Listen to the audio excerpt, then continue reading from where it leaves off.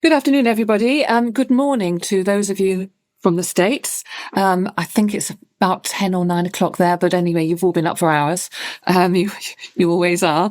Welcome to this Religion Media Centre briefing on the US presidential election and the role that religion's playing in it. It's just a week away, and I'm very grateful to our panellists who are giving up precious time to join us. I know and will understand that some may need to leave early, but we have an hour.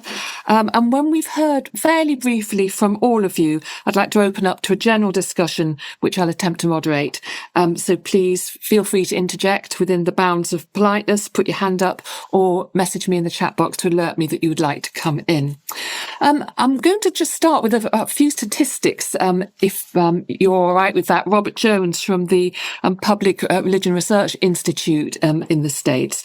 You were last with us just after Kamala Harris came in as the Democrat candidate.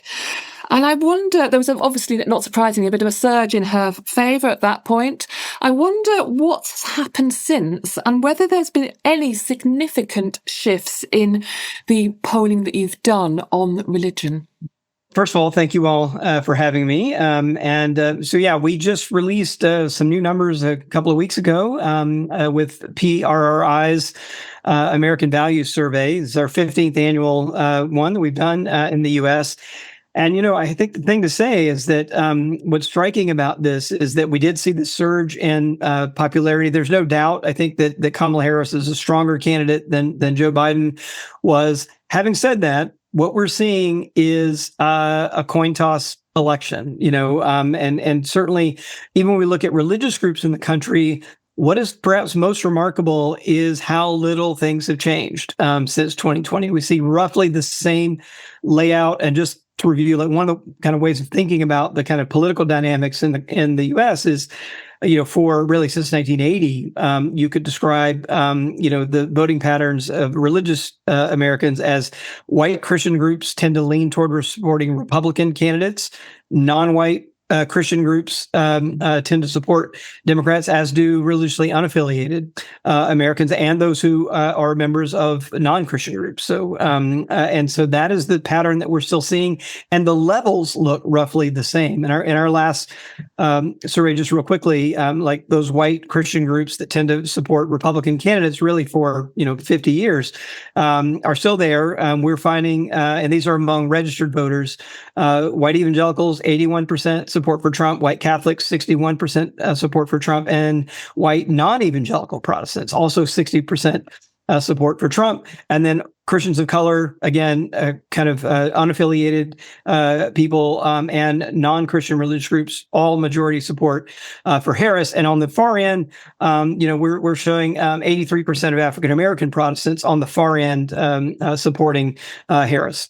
We're told that religion really matters in this campaign. I mean, you're kind of saying that nothing very much sort of changes. And I just wonder if there's anything either candidate could do or say which would make religious voters change their minds on who they're voting for.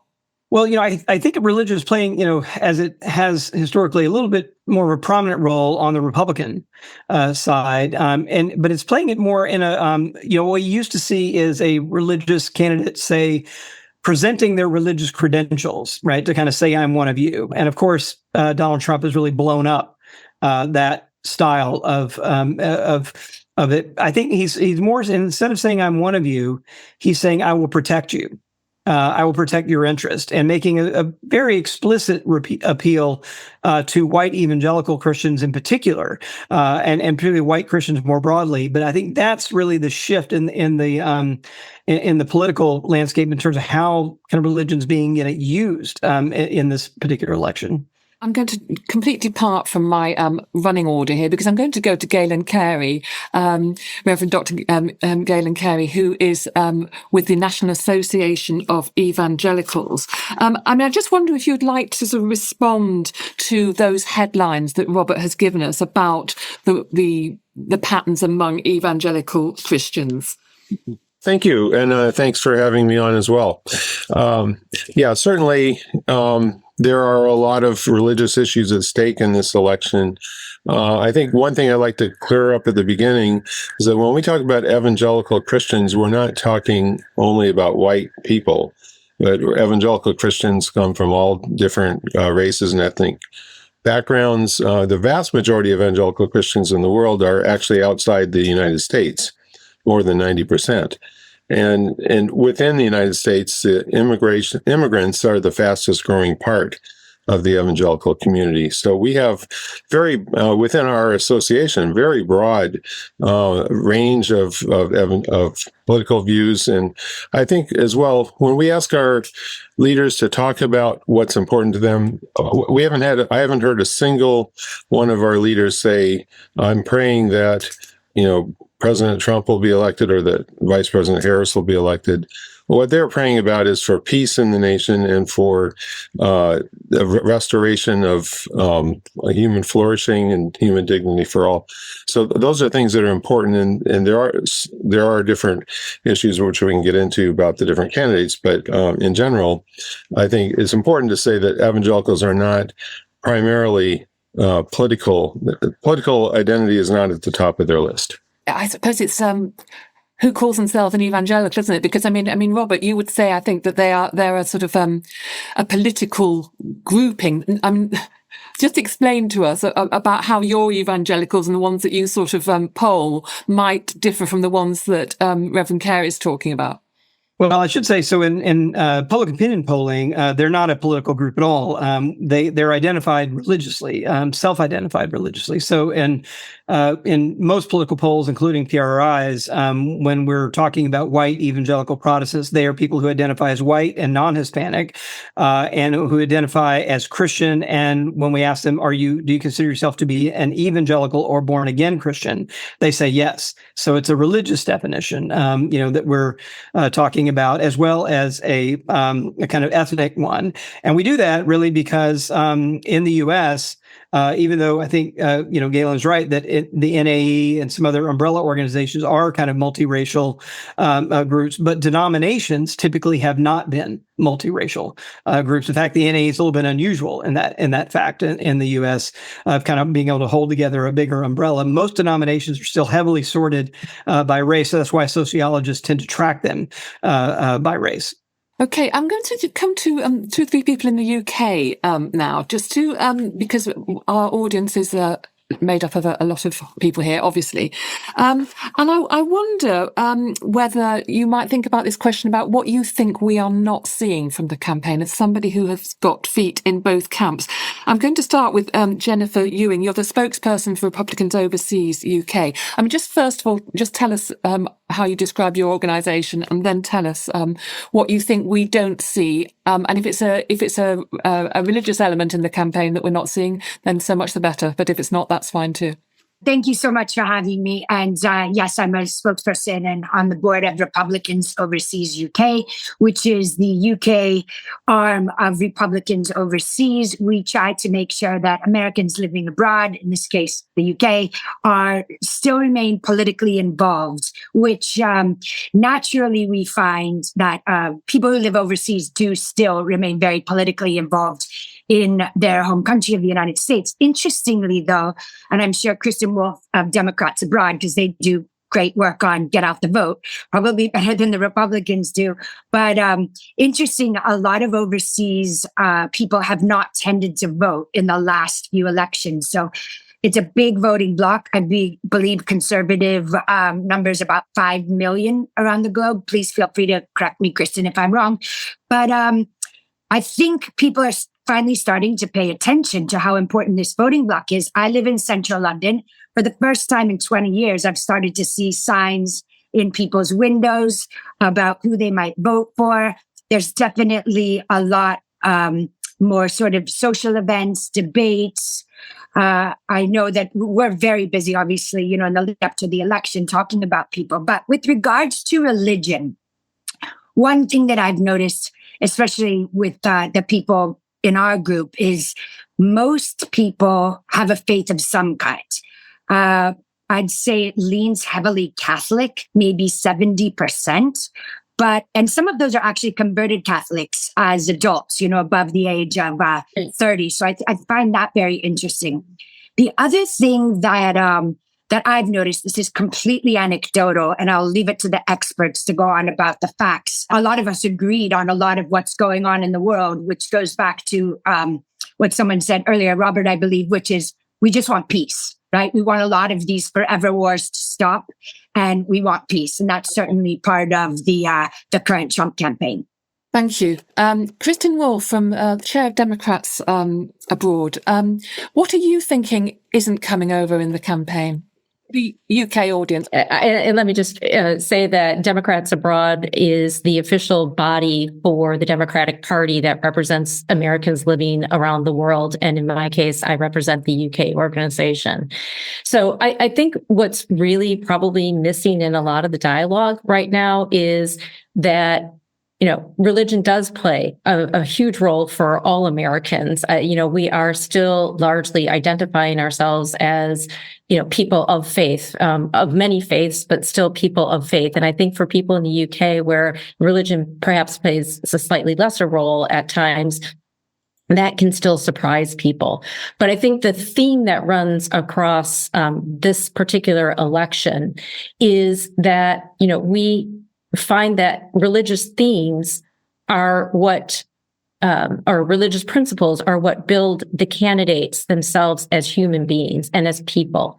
And I think a lot of people take great offense to, the ways in which Donald Trump speaks about other people, other American citizens, people who have disabilities, people of different faiths. His disparagement of people goes straight to the core of how religious people often, obviously, pride themselves on the kindness that they show towards others and the respect that they show towards others as being part of one larger human family. So I think that is something that has really taken hold. And I think that people are going to be voting on at the ballot box about character and who are these two individuals, all policies aside, and I'm sure at some point we'll get into the policies, but all policies aside, we really want leaders who are going to reflect common decency and respect towards others. Thank you. I wonder, Robert, is there any polling about the values and the character of candidates among voters, the kind of person that they want to see and the values that they hold? A bit, yes. And, if you sort of ask people, of course, like, do you want someone who's honest and all that, people will say, yes. I do think one of the more striking shifts we've seen in some polling that we started doing in 2011 is about candidates' character. And that has shifted a bit in the country. When we ask the question, do you agree or disagree that a candidate who commits an immoral act in their private life can nonetheless fulfill their duties and in their public life. We asked this in 2011. There was more agreement among political parties that this kind of personal moral character was like coming through. And one of the things that really Donald Trump's candidacy has done is really scrambled that, and the number of Republicans and the number of white evangelicals, for example, who agree with that statement has so. And when we asked in 2011, we found that only about 3 in 10 white evangelicals, for example, and Republicans said that it was possible, right, for a candidate who committed an immoral act in their private life and still fulfill their duties and behave morally in their public life. By the time Donald Trump comes in, we asked this 2016 and 2020, that number went from about 3 in 10 to 7 in 10.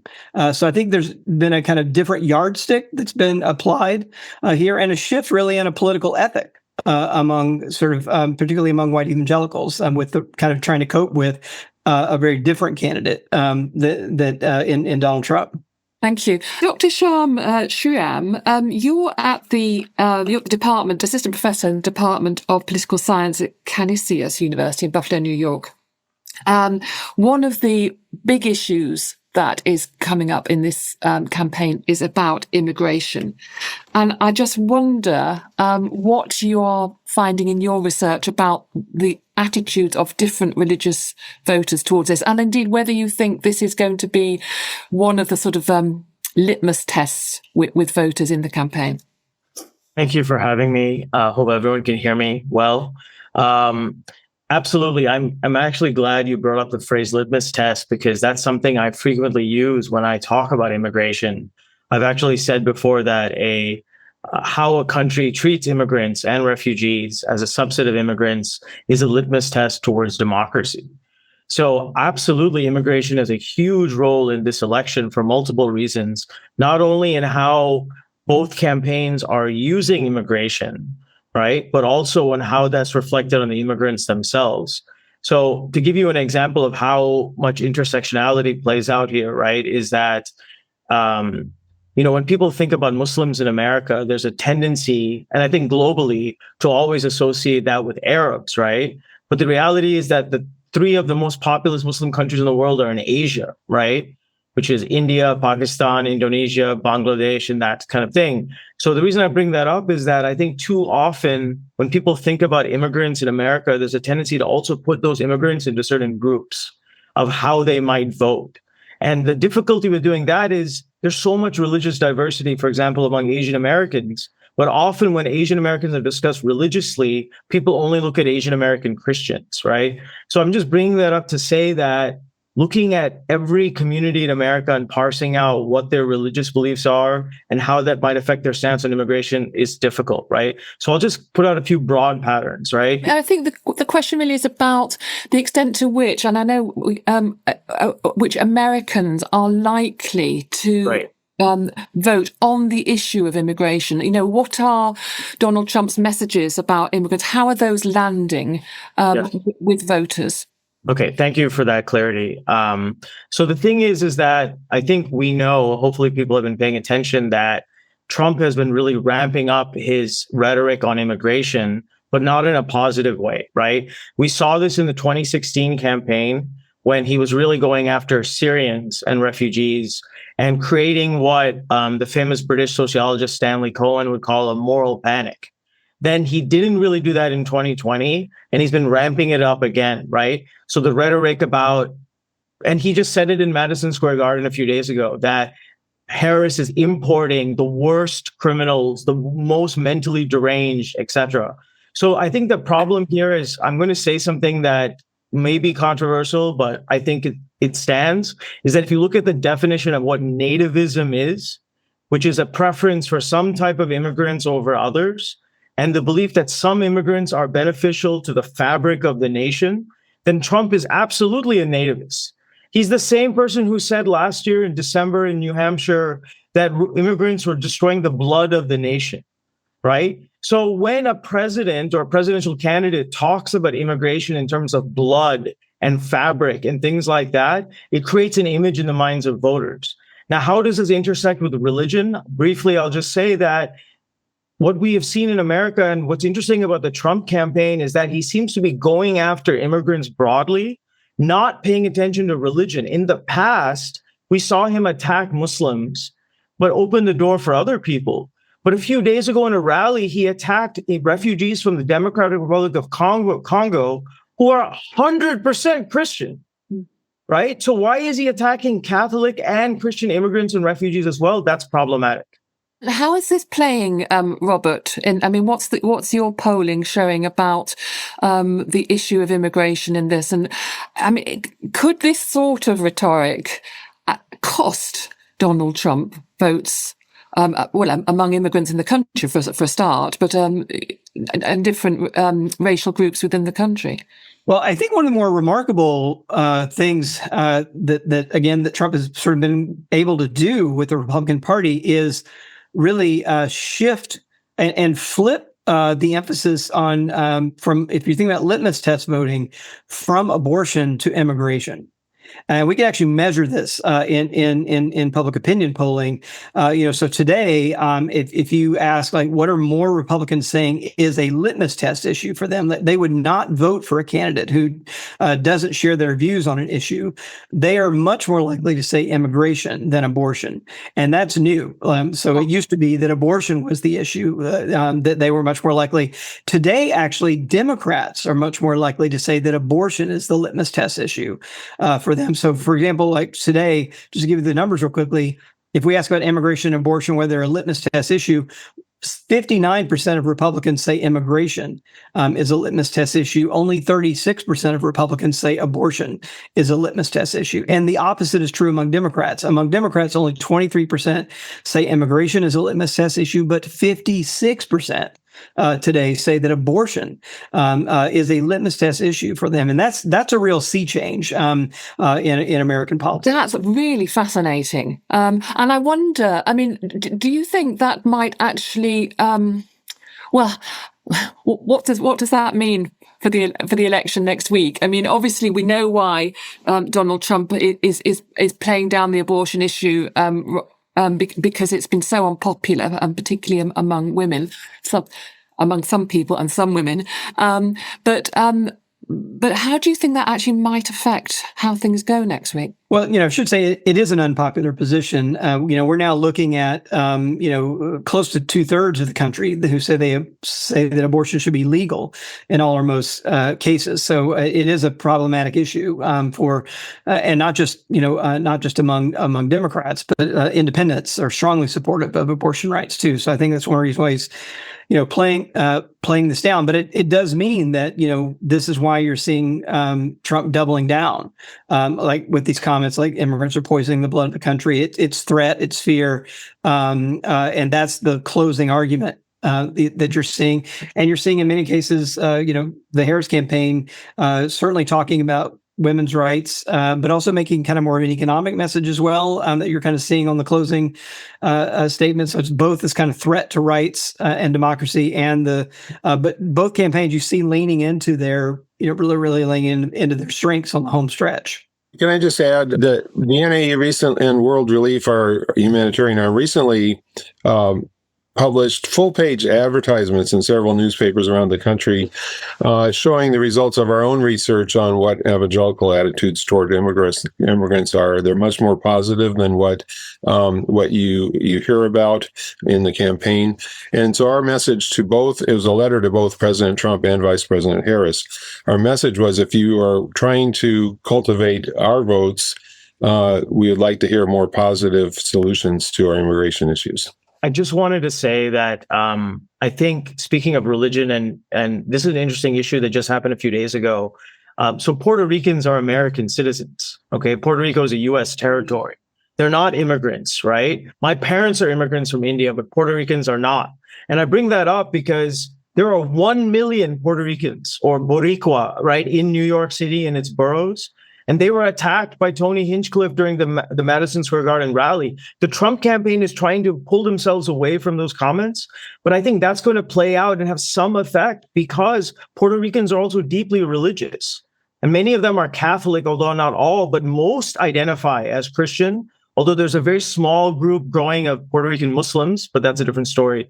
But I do want to just quickly say that I think it's interesting because Harris, who is Christian, has been attacked recently for not being Christian enough. Someone at the MSG rally called her the Antichrist. And just a few days ago, she had that gaffe at that rally where someone said Jesus is king or something, and she said, you're at the wrong rally. Yeah. So she was talking about abortion and pro-life, but it's interesting that both campaigns are kind of muddying the water a little bit on this. Thank you for that. I suppose the question is, how many Puerto Ricans live in Michigan, Pennsylvania? That's where it's going to matter, isn't it? Rather than in New York State, if they take that comment as it may have been intended. Robert McCaw, you are with the Council on American Islamic Relations in Georgia. I think it's Georgia, isn't it? Oh, I'm from the national office. Actually. Oh, you're from the national office. Okay, thank you very much. Now we're coming on to some of the issues again that could, tell me, could they make a difference? Very many Muslims very unhappy with the stance that Biden has taken on the Israel-Gaza conflict. What are you hearing, let's say particularly in the swing states, from Muslims about how this unhappiness might be reflected in their voting? Thank you for having me. American Muslims are definitely a growing voting bloc in American politics. When I came to CARE, our goal was to shoot for 1 million registered Muslim voters. We now have over 2.5 million registered Muslim voters across the country, many of them located in key swing states. There's not enough Muslims in the U.S. to swing an election, but we can definitely tip over critical races to the favor of one candidate over the other. We have key Muslim populations in Michigan, Wisconsin, Arizona, Nevada, Georgia, and Pennsylvania.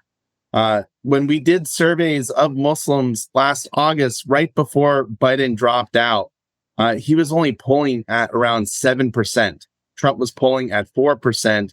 Candidates like Jill Stein, third party, were polling at 40%.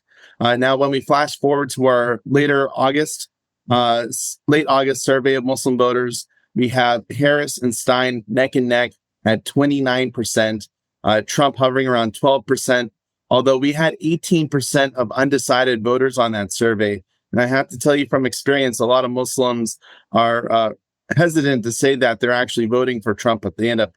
So it could be a three-way race between Stein, Trump, and Harris across the nation. Now, when you drill down into actual swing states, it changes a little bit. And so Muslim voters in Michigan, 40% were supporting Jill Stein, while only 12% were supporting Harris, and more so, 18% were supporting Trump.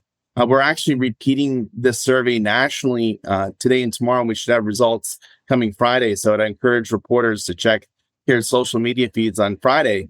But overall, we had Stein leading Harris in Michigan, in Wisconsin, and Arizona, while only Harris was leading Stein in Pennsylvania and Georgia. Somehow, Trump had taken the lead in Nevada, but he was more close neck and neck with Harris, where Trump was 27%, Harris was 26%. Right. I have to say, there's been a lot of heartbreak in the Muslim community about how the Biden administration has handled this genocide in Gaza. And when we poll Muslim voters, what are your top issues? I mean, this was a survey of over 1,000. That was a survey of over 2,000 Muslim voters. They said that humanitarian issues were their first number one issue, followed by religious freedom. And then it got back down to kitchen table issues like the economy or education. Usually economy and education are the number one issues of Muslim voters. But in this case, the genocide is on the top of every Muslim voter's mind. And why would that mean that they might be more likely to vote for Donald Trump? I keep on getting that question. And I think there's a segment of Muslim voters that have lived through what we would call a Muslim or African travel ban. But they've lived through that Trump experience, but they are very upset about the Biden administration's handling of this Gaza genocide, and they're uncertain about how Harris will handle it. Thank you very much. Nazia Khanzada, you're also with the Council on American Islamic Relations. I don't know if you just want to come in. You mentioned that there was that Donald Trump was in Georgia yesterday. I just wonder what you saw of his appeal to diverse groups or not.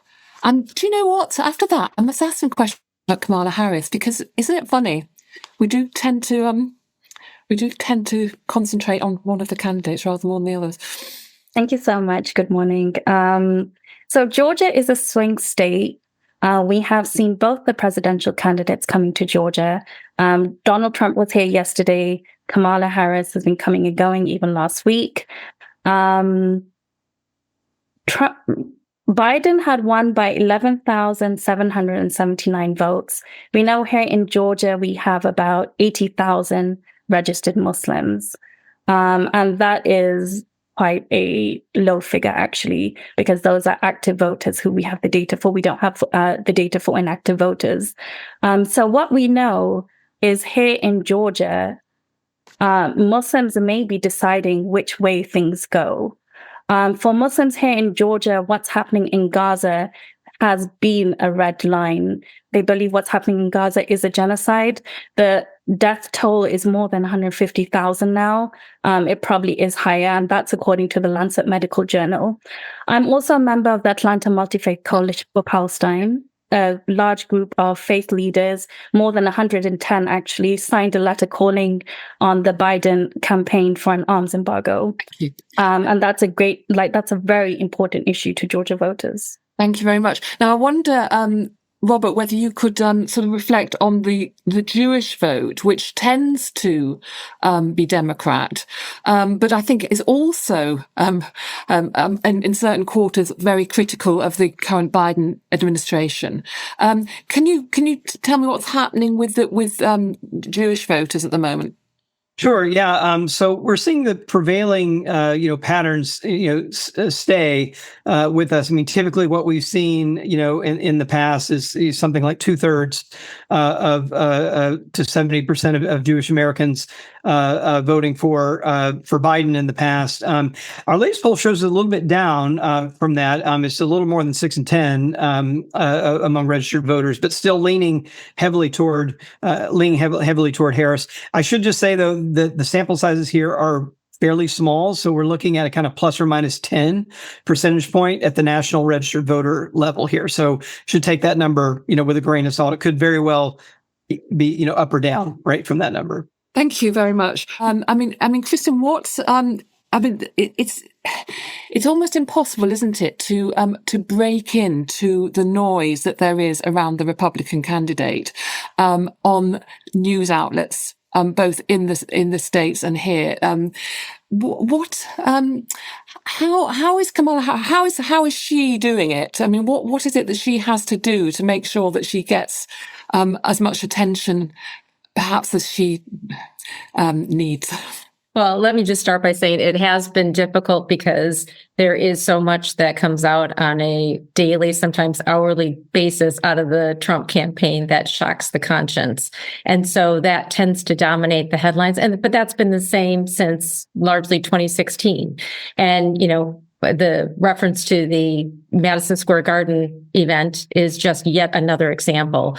But what Kamala Harris has been doing, and keep in mind, she's only actually been the candidate for 2 months. So she has really generated an optimism about a better way forward, about a unifying message that she can help bring the country together on a journey of hope and a journey of joy, but equally with policies that will really help everyday Americans get ahead, not just get by, but truly get ahead. Things like, building out, the middle class through tax incentives for small businesses and getting the country moving in a way that benefits everyone. And when we help everyone in society is lifted up together. So that is a huge part of her message. She will be, of course, delivering her final message actually later today at the Ellipse outside of the White House,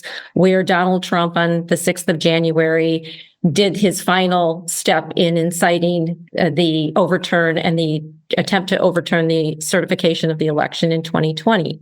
So she will close on not only, I think, the picture of what she brings to the table from a policy perspective. And again, we touched just briefly on a couple of those with abortion being a central one for many people, although they genuinely may not personally believe in abortion. They believe that the government should not be the one telling women how to live their lives, or for that matter, intervening in a woman's reproductive health care where she's left to die in a parking lot instead of getting the health care she needs. Those are real issues for Americans. She's going to remind us of that tonight, along with, frankly, that character issue that we talked about at the outset. So I think she's got a lot to discuss. And, let's also just keep in mind, our country was built on the premise that church and state are separate. And this overtaking, if you will, by some to try and inject religion into every aspect of our government is deeply disturbing. And I think what you're seeing is a ricochet reaction to that.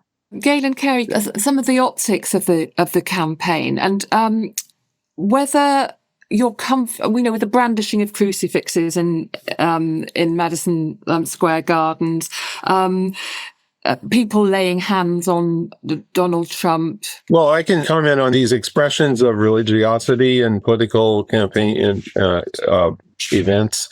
It plays into the common stereotype that Americans have about evangelicals, that they're mostly a political identity. In fact, the group More in Common recently released some polling on this, and they ask, to what extent is your political identity your most important identity? And they ask Americans in general, what do you think evangelicals would say to that? And 40% of American non-evangelicals said they think, yes, that's how evangelicals are. When they ask evangelicals that same question, only 4%. So there's a 10-to-1 disparity in how our community is viewed. And this kind of thing, I think contributes to that misperception. But in fact, as I said earlier, the vast majority of evangelical Christians are committed to other things way in advance of their political objectives. Thank you. Could we go to Shyam Sriram there? You've got your hand up, Shyam. Thank you. First, I want to say to what the Reverend Carey said, 100%.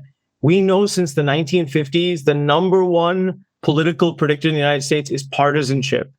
Okay? The stereotype of evangelicals is one, but I think his point is correct, right? That people are most guided by partisanship in America, that tends to be the identity that most people adopt before they adopt a saying like my political identity is my religious identity. Partisanship is a big predictor. The second thing I just want to quickly mention is someone we're not talking about are Hindus, right? So we don't have the exact number, let's say 2.5 to 3 million Hindu Americans. The reason that matters is twofold. One, Harris is definitely not emphasizing the Hindu part of her background as much anymore. Okay, my friend Danielle Lemmy would call this identity labor, right? She's a professor at Southern Methodist. She would say that what Harris is doing right now is laboring to sell herself to America as African American, and she's allowed to because she's a multiracial candidate. But in doing so, she's not emphasizing the Indian background, the Hindu background. And I also mentioned that because a surprising number of Hindu American voters are not voting for Harris. They're voting for Trump. I mean, there were people waving Indian flags at January 6th. Why are they supporting Donald Trump? There's a long history of the Indian community. I mean, my dad, in the first election he voted in 1980, he voted for Ronald Reagan, right? There's a long thing about family values, conservative values, and that resonates with a lot of South Asian Americans. It resonates a lot with Arab Americans also, right? But then we see the other policies, and that tends to drive people away. But just look at the response in Texas when Narendra Modi, the Prime Minister of India, visited the U.S. a few years ago. During the Obama administration, he tried to come, not Obama, the Bush administration. And the first time he tried to come, they were told he was a war criminal. His visa was denied when he wasn't even the chief minister of Gujarat. But now he is being feted by the White House and feted by other people as this major leader. So in fact, there was an event in Texas called Howdy Modi, where like thousands of Indian Americans joined other Republican voters in Texas. Thank you. I think one of the things that, as we're drawing to a close, actually, that I think it's important to reflect on is just the health of democracy itself in America. And what are we seeing that threatens that, or which affirms that in this campaign? Robert, I think you've done some survey work on what people believe about the health of democracy and how much it matters. What are the headlines from that? So, when we ask about health of democracy, it turns out both political parties rank that as a critical issue in this election. So it shows up in the top five issues. It's 61% of Democrats and 51% of Republicans who cite the health of our democracy as a critical issue. But the other things that be remiss in not saying is that one of the kind of fundamentals of a democracy is accepting the results of free and fair elections. And I think the biggest challenge we have is that Donald Trump has been denying the legitimacy of the last election and refused to concede.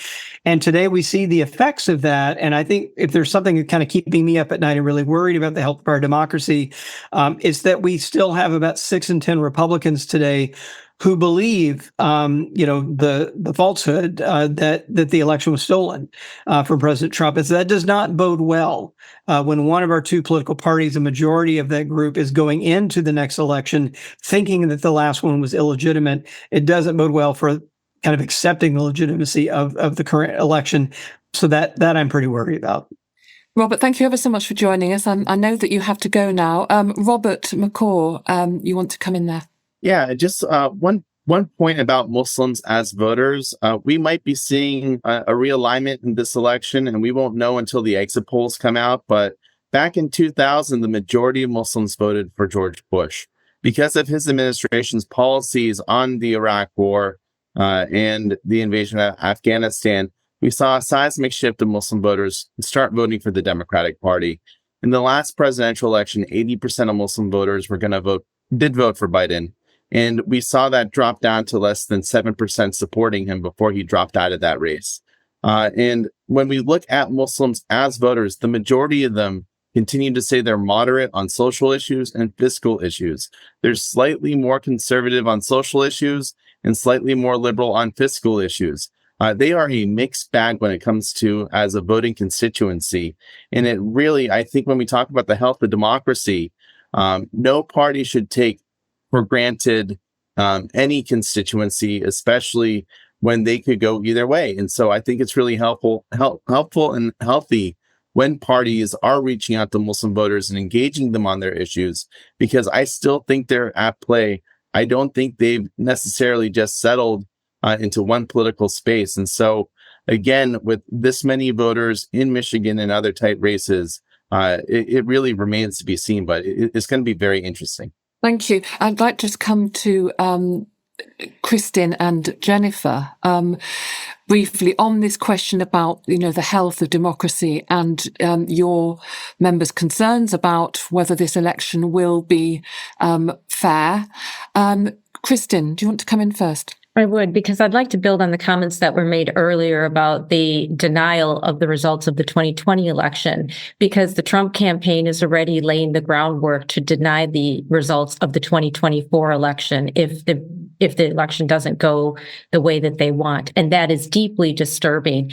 And at the center of part of that are actually overseas voters. Donald Trump, about 3 weeks ago, sent out a post on his Truth Social network talking about how the overseas votes, and in particular the Democrats, were trying to cheat through overseas votes. And I would just like your audience to know that overseas voters have to go through quite a laborious process to not only register, but to get our ballots back and for those ballots to be counted. And it's done by state law. Every state law has a different approach to the overseas ballots, but this affects not just civilian overseas, it affects military overseas. And Donald Trump is calling these into question because he knows that the overseas votes is what actually turned the 2020 election in both Arizona and Georgia, and were set probably to be the deciding margin of victory again in 2024. So it's the burning of postal boxes, the drop-off boxes in the United States that just occurred in Washington and Oregon over the weekend.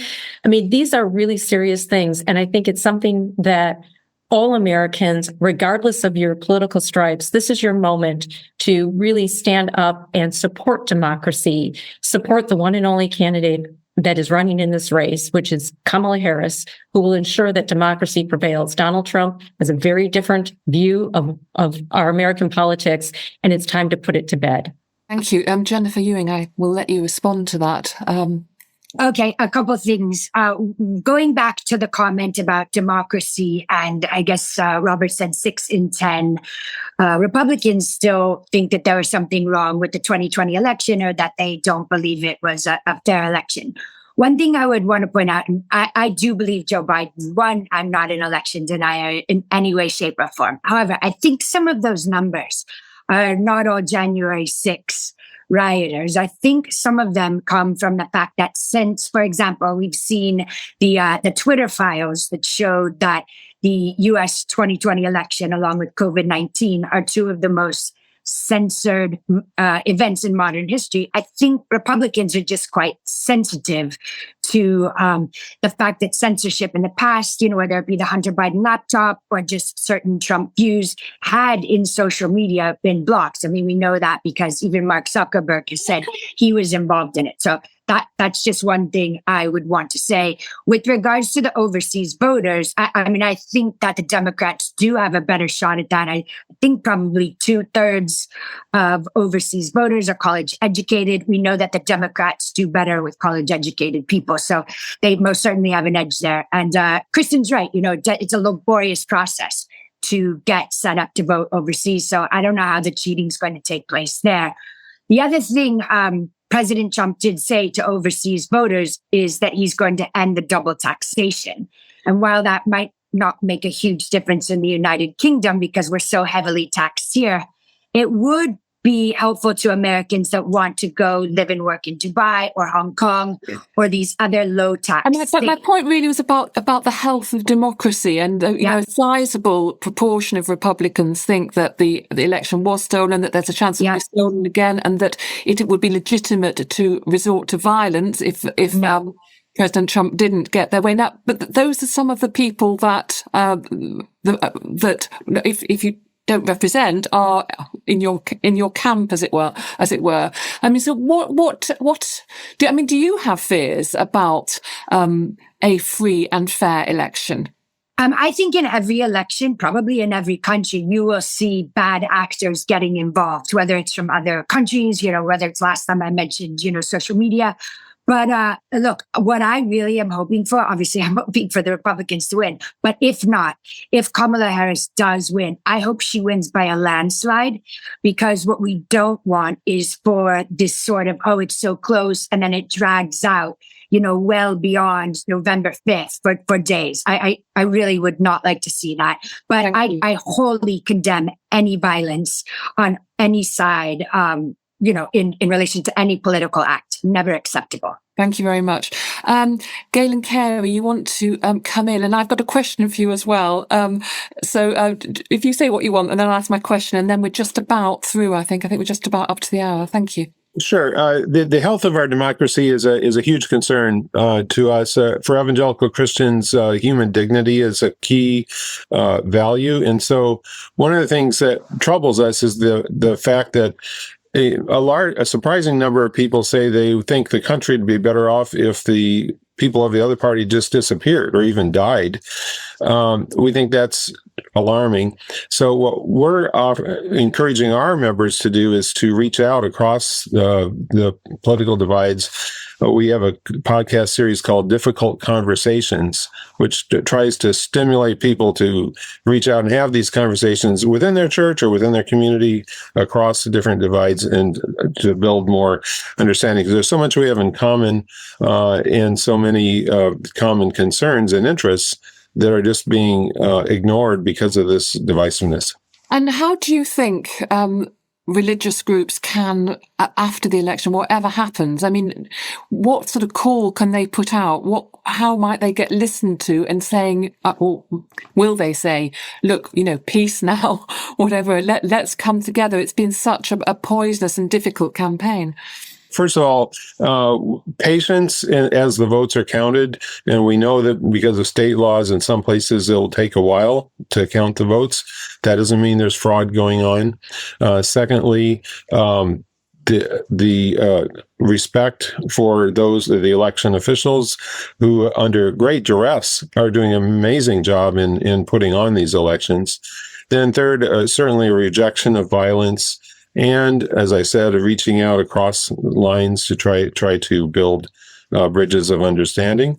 And of course, for us, we're called to pray for our leaders. So we pray for whoever is in charge, because however they got there, we believe that God can work through them, and they need our support. That's not quite the same as saying God's put them there, but can work through them. And thank you very much indeed, everybody, for joining us. I'm sure we're absolutely all on tenterhooks for next week. I hope to see you on another Zoom sometime soon. Bye-bye.